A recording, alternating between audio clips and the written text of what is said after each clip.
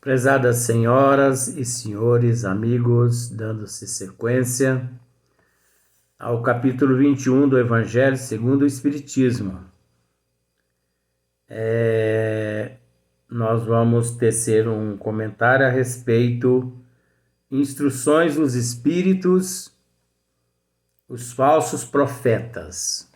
Por que eu estou lendo esse capítulo e tecendo alguns comentários? Porque, ao meu ver, o capítulo 21 é o capítulo que todos nós espíritas deveríamos saber de cor. Mas não só saber de cor, colocá-lo em prática constantemente e ficarmos atentos, porque os embustes, o processo sutil é tão grande que um olhar basta para que um olhar negativo, um olhar com cobiça, basta para que um impostor infiltre em nossa mente, onde a partir daquele momento já não somos mais nós quem mandamos em nós, e sim os espíritos menos esclarecidos. Então nós temos por semelhantes, aquilo que nós preferimos. Então a leitura sequência, né? Eu falo muitas palavras assim, mas eu não estou preocupado com palavras bonitas, não. Porque se eu tivesse preocupado com palavras bonitas, hoje eu ia ser professor em faculdade, né? O importante é o conteúdo. Então o tema é os falsos profetas. Se vos disserem, o Cristo está aqui, nós temos que tomar muito cuidado com isso. Porque está cheio de Cristo por aí. E quando não se apresenta o Cristo, se apresenta certos espíritos através de certos médiuns. Eu mesmo conheço casas espíritas onde 2, 3, 4 médiuns trabalham, mas é interessante que um médium apenas, vamos fazer uma análise, tem 4 salas. Seria o certo fazer uma fila de 40 pessoas para cada sala, né? Nessas casas espíritas, não. É 80 pessoas numa fila só e um gatinho pingado nas outras salas. Por que será? Vamos dar uma analisadinha no que acontece lá dentro daquela sala? Está na hora de nós ficarmos espertos. Eu não. Está na hora dos diretores dessas casas ficarem espertos. Não vades ao contrário, tende-vos em guarda, porquanto numerosos serão os falsos profetas. Não vedes que as folhas da figueira começam a branquear? Não vedes os seus múltiplos rebentos aguardando a época da floração? E não vos disse o Cristo, conhece a árvore pelo fruto? Se, pois, são amargos os frutos, já sabeis que má é a árvore. Se, porém, são doces e saudáveis, direis, nada de que seja puro pode provir de fonte má. Nada que pode ser puro pode prover-se de fonte má. Até porque o mal é o amor que se equivocou. Então nós devemos ter muito cuidado com esta questão, porque muitas vezes podemos estar ali comendo gato por lebre. Observe que eu falo esses termos. Comendo gato por lebre. E quantas pessoas trabalham a vida toda numa casa espírita e pensam assim, graças a Deus, estou livre todos os males. Chega no plano espiritual, entram na questão do livro Os Mensageiros de André Luiz, recebe um carimbo na testa, inacabado. Porque enquanto na terra fizeram tudo equivocadamente. E tudo tem o seu tempo, não adianta nós querermos dar o passo maior que as pernas, porque nós nos perdemos. Agora nós entendemos, nós sabemos isso, eu já disse algumas vezes, que nós é quem alimentamos os falsos profetas. Vamos fazer uma análise. Os falsos profetas, os falsos cristos, os mistificadores, os charlatões, o esoterismo e a umbanda e tudo quanto é coisa, o reiki, a apometria. É como, olha o que eu vou dizer agora, é como droga. Mas eu vou explicar para vocês com todo respeito. Eu resolvo vender drogas. Tá bom? Não mexo com isso não, isso é apenas uma história. Senão daqui a pouquinho, polícia bate na porta da minha casa. E não vou encontrar nada na minha vida a não ser o meu sobrenome. Eu resolvo vender droga. Vocês há de convir comigo que se existir comprador, eu vou conseguir vender muitas drogas, porque eu estarei alimentando o mundo do crime, da toxicomania, das drogas e tudo mais. Vocês há de concordar comigo? Agora, se eu tenho ali 10 quilos de droga e eu saio para vender e ninguém compra, o que eu faço com aquela droga? Ou eu uso tudo ou eu jogo fora. É a mesma questão do anticristo. É a mesma questão do charlatão. Agora, quem são os responsáveis por orientar a humanidade a respeito da existência do anticristo, dos charlatões e dos mistificadores? Os que se dizem espíritas. Aliás, o que se dizem presidentes de casas espíritas, diretores, equipes responsáveis por certas instituições, que se preocupam com tudo, mas não no fato de orientar as ovelhas que ali vão em busca de ajuda. Se preocupam consigo mesmos, mas não se preocupam com aqueles que lá vão. Existem algumas exceções, viu? Não é generalizando, não. Mas a maioria não está nem aí. Há uns tempos atrás, eu entrei em contato com não vou dizer o nome, um responsável por uma casa espírita. Observe, responsável não é nem homem nem mulher, é neutro.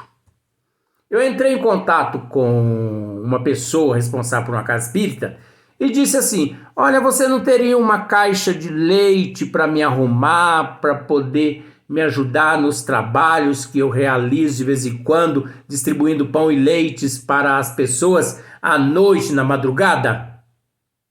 Tiveram a coragem de me dizer: e o que eu tenho a ver com isso?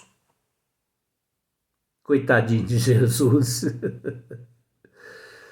Coitadinho de Jesus, ainda bem que Jesus é cego, é mudo, é surdo.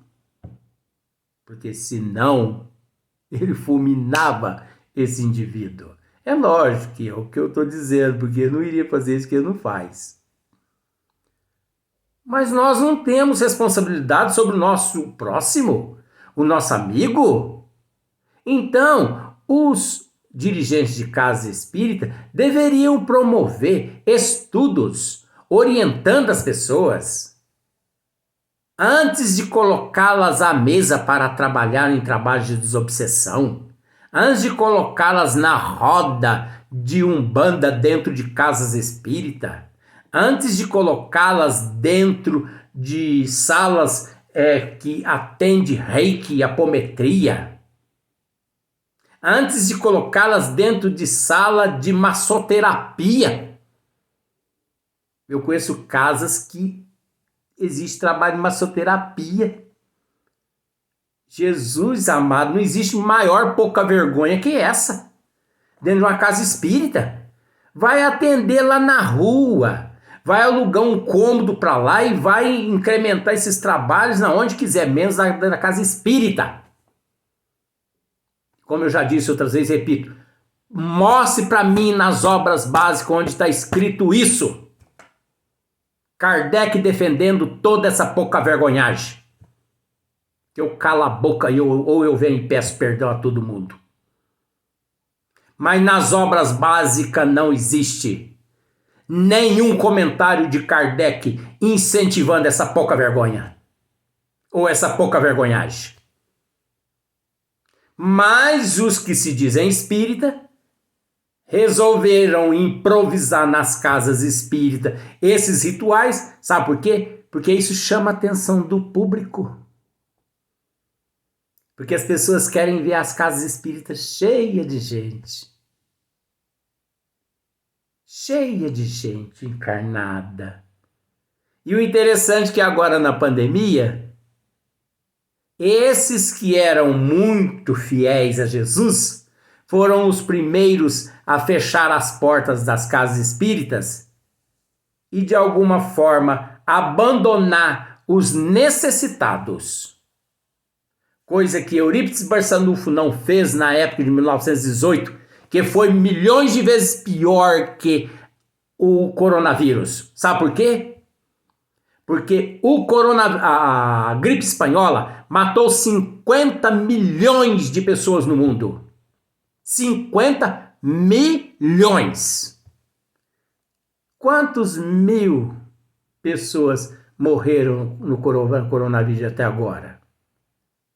A peste bubônica, no ano de 1200 e pouco. Consulte o Google. Eu não estou falando isso por conta própria, não. Mais de 200 milhões de pessoas morreram. Mais de 200 milhões. E quantos morreram até agora com esse coronavírus? Esse coronavírus agora é agressivo. Ele mata, sim. Nós temos que nos precaver. Temos que nos unir. Temos que seguir a Organização Mundial de Saúde. Temos que ter educação e respeito. Mas não de agora. Desde quando nós nascemos. Desde quando nós chegamos aqui à Terra. Agora, um vírus desse vem nos ensinar a ter respeito pelo próximo? Isso é uma vergonha. Nós sempre tivemos que amar o próximo.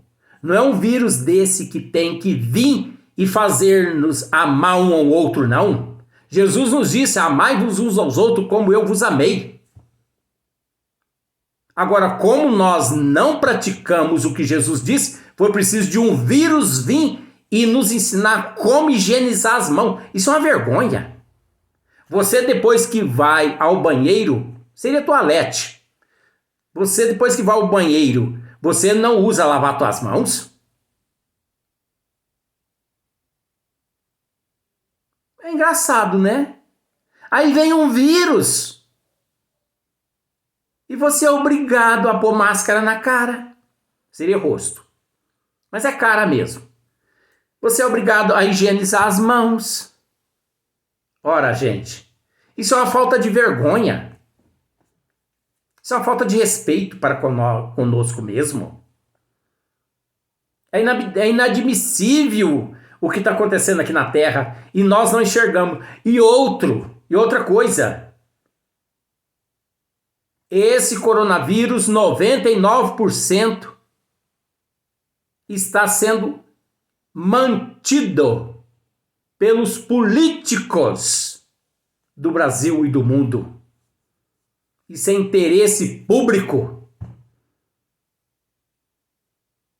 É interesse político. Vocês vão ver depois que terminar essa pandemia. Se os políticos que vão se eleger agora, na data da política, eu nem me lembro da data porque eu não me preocupo com isso. Se eles vão nos procurar, agora todo mundo manda cartinha, manda e-mail, manda isso, manda aquilo. Mas depois somem tudo. 90% desaparece. Tanto é que 90% dos que foram eleitos na gestão anterior, eles visitaram a tua casa e levaram uma cesta básica para matar a tua fome, pagar a tua energia, pagar a tua água? Tirando uns 2, 3, o resto, você nunca os viu. Eu vou te fazer uma pergunta, você conhece todos os vereadores que trabalhou nesta gestão anterior? Se você conhece, me passa o nome deles. Então nós temos que raciocinar. Nós vivemos como, perdão do termo, como cavalo com cabresto nos olhos. E não temos permissão de olhar para os lados. Como antigamente os padres celebravam missa em latim de costa para o público, para que as pessoas não descobrissem o que estava sendo lido ali na Bíblia. Isso é ignorância.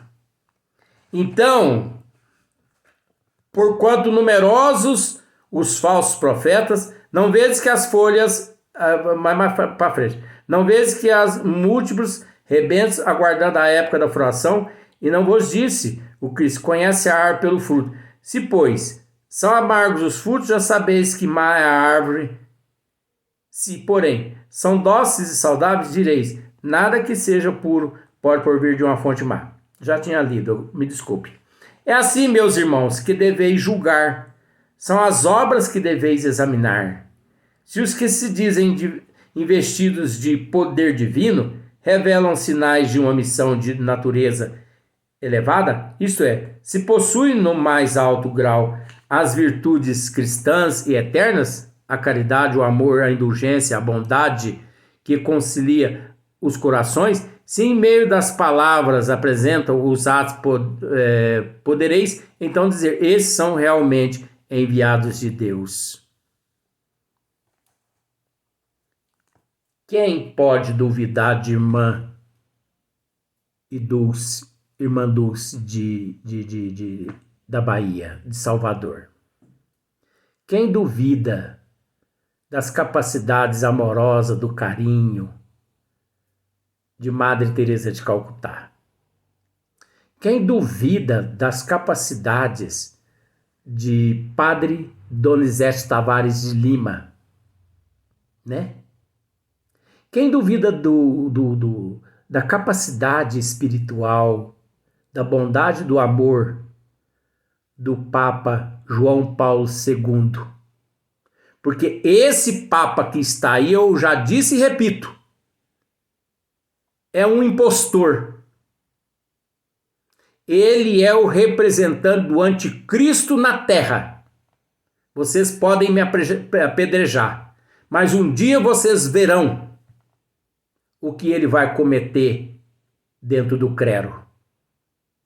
Ele é uma farsa que entrou como Papa para poder encobertar a podridão que existe dentro do Vaticano. O que Ratzinger, o outro Papa, sabendo da podridão que existia, que havia, ele não aceitou ser conivente com o churume que no vídeo anterior eu disse.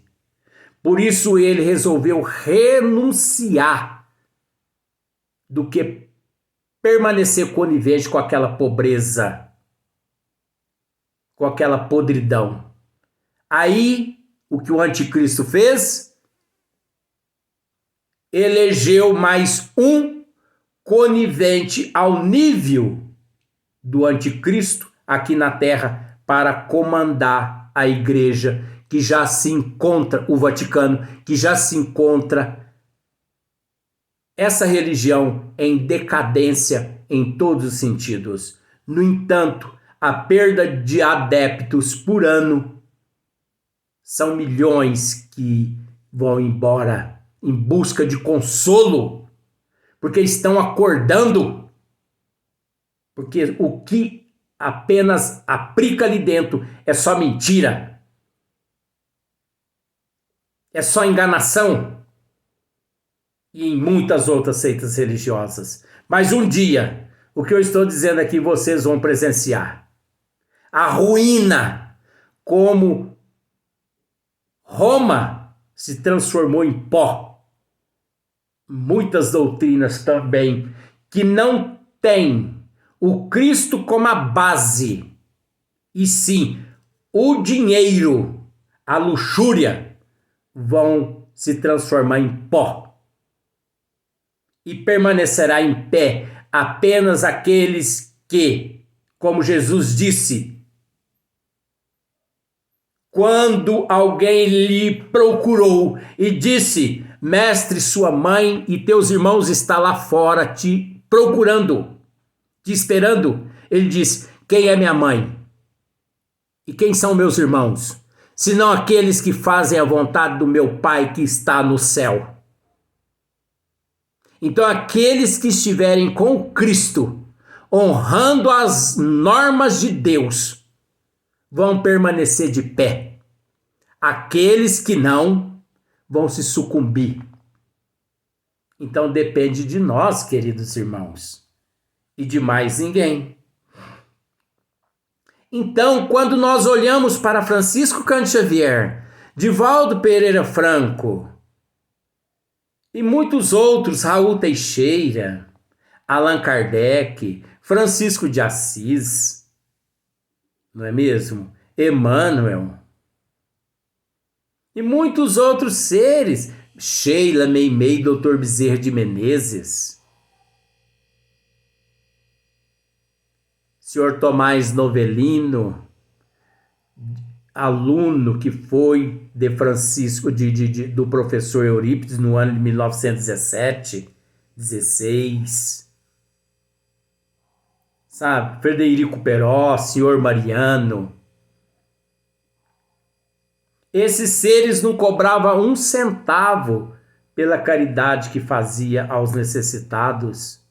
Hoje nós, não generalizando, porque existem muitas capitais que muitos trabalhadores exemplificam o Cristo, sacrificam a própria vida para ajudar a humanidade, mas a maioria, na minha cidade mesmo, nós deparamos com evangélicos e católicos distribuindo pães, leite e marmitex às pessoas necessitadas. Mas você não vê um espírita. 10, meia-noite, 1h da manhã, você vê esses que eu acabei de dizer. Sabe onde os espíritas se encontram? No conforto do seu aconchego, entrelaçada aos braços de sua querida esposa, e ganhando beijinhos no rosto e dizendo para ela o quanto eu te amo, minha alma gêmea. Muito obrigado a Deus por eu ter te reencontrado. E quando ali na alcova, não na alcova, com o bumbum pregado lá no sofá, assistindo filmes que não prestam. Diga que eu estou errado. Durante esses anos tudo, eu nunca deparei com um espírita na rua. Nunca. E o espírita que se deparou comigo nas ruas da minha cidade me conhece, me procura e diga que eu estou falando mentira. Digam que eu estou falando mentira. Que eu não terei vergonha de vir aqui e dizer o nome das pessoas e pedir perdão a toda essa classe de corja, a essa classe de churume, que eu não recomendo a ninguém. Abrace a doutrina espírita, mas abrace por seriedade, por amor ao próximo e a si mesmo. Que é o que está faltando, é amor uns pelos outros. A todos uma grande paz, que Deus nos ilumine e nos proteja agora e sempre. Até o próximo vídeo.